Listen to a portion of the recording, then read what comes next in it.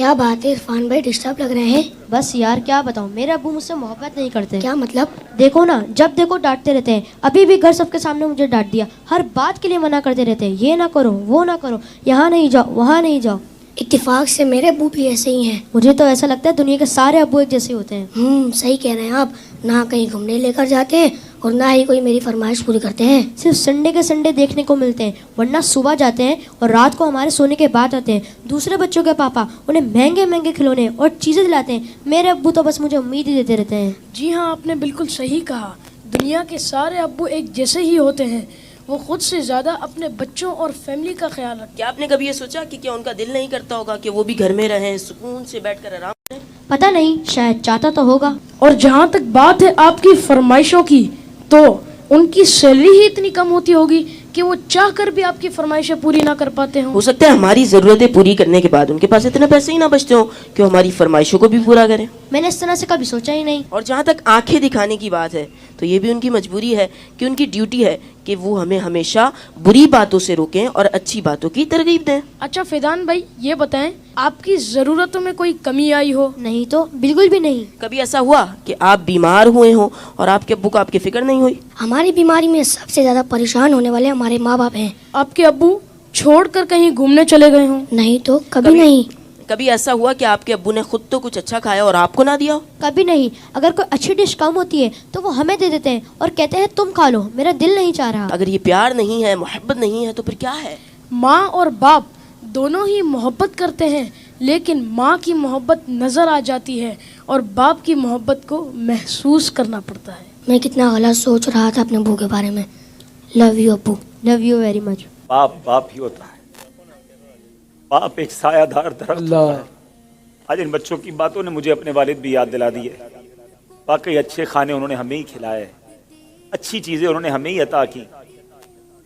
اور وہ بچے جن کے والدین ان کی فرمائشیں پوری نہیں کرتے نا، انہیں یہ سوچنا چاہیے۔ صرف میں بچوں سے بات نہیں کروں گا، گھر کے اور بھی افراد ہیں، زوجہ بھی ہے، بیٹی بھی ہے۔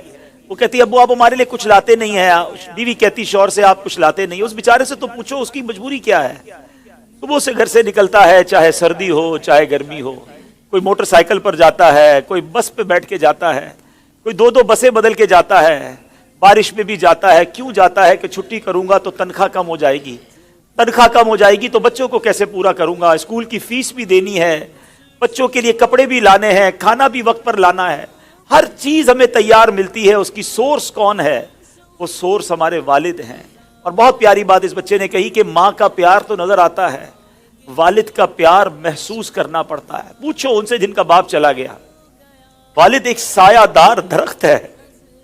کبھی درخت کو دیکھا آپ نے؟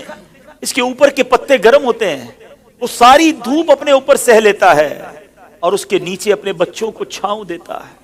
مگر لوگ بعض اوقات اپنے والد کی قدر نہیں کرتے، اپنے والد سے الجھتے ہیں، اپنے والد کو برا بھلا کہتے ہیں۔ یاد رکھیے میرے آقا فرماتے ہیں، اس کا مضمون یہ ہے کہ والد کی رضا میں اللہ کی رضا ہے اور والد کی ناراضی میں اللہ کی ناراضی ہے۔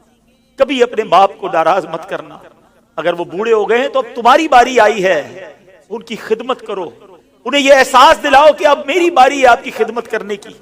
ہم اپنی ماں کو تو کہہ بیٹھتے کہ ماں میں تم سے بہت پیار کرتا ہوں۔ میں ساری دنیا کے بچوں سے پوچھتا ہوں کہ کب اپنے باپ کو کہا تھا کہ ابو آئی لو یو، والد صاحب میں آپ سے بہت پیار کرتا ہوں، آپ دنیا میں آج میں جو کچھ ہوں ابا جان میں آپ کی وجہ سے ہوں، یہاں تک پہنچایا مجھے آپ نے ہے۔ ارے جس نے انگلی پکڑ کر چلانا سکھایا، جس نے ہر مشکل میں کہا گھبرانا نہیں، میں تمہارے ساتھ ہوں۔ کہیں پھنس جاتا تھا تو ابو کے پاس آتا تھا، وہ کہتے بیٹا میں سنبھال لوں گا۔ اب وہ جب چلے گئے اب پتا چلتا ہے کہ کون ہے جو سنبھالے گا۔ بچپن اور بڑھاپا برابر ہوتا ہے۔ جب ہم چھوٹے تھے ہم نے بڑی ضدیں کی، ہم نے بہت اپنی باتیں منوائیں۔ اب سمجھو والد صاحب کا جب بڑھاپا آ گیا تو میں نے ان کی باتیں ماننی ہیں، ان کی غصے کو برا نہیں ماننا، ان کے ٹوکنے کو برا نہیں ماننا۔ کبھی باپ کا دل مت دکھانا، یہ مت کہنا کہ آپ کو نہیں معلوم۔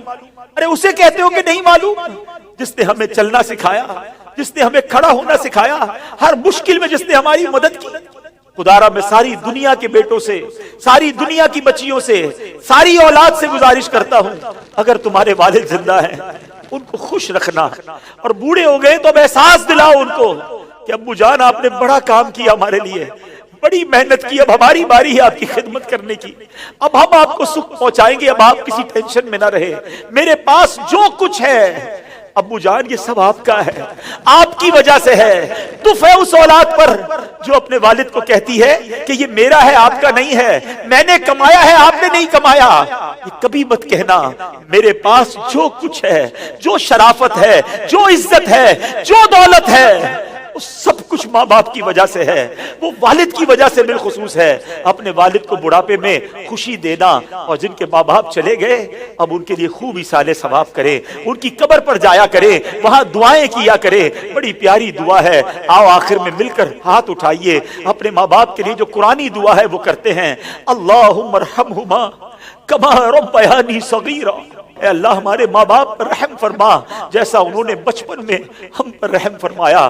جن کے ماں باپ زندہ ہے مولا ان کو حیاتی عطا فرما، صحت عطا فرما، نیکیوں والی طویل زندگی عطا فرما، اور جن کے ماں باپ چلے گئے اے اللہ ان کی قبروں کو جنت کا باغ بنا دے، ان کی بے حساب مغفرت فرما۔ تیرے دربار میں ہم دعا کرتے ہیں، انہوں نے ہم پر بڑی مہربانیاں کی ہیں، تو ہمارے ماں باپ پر مہربانی فرما، آمین بجاہ النبی الامین صلی اللہ تعالی علیہ وسلم۔